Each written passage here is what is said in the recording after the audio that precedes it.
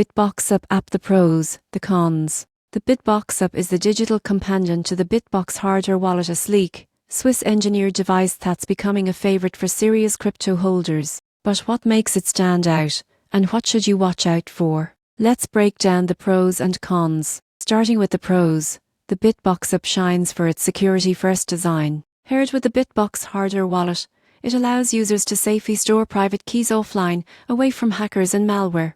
The app itself is open source, meaning anyone can inspect its code, ensuring full transparency, a major plus in the crypto world. The user experience is another win. The app is intuitive, clean, and supports major coins like Bitcoin, Ethereum, and Litecoin. It also offers native Tor integration, giving privacy-focused users an extra layer of anonymity when managing their funds. BitBox also simplifies backup and recovery.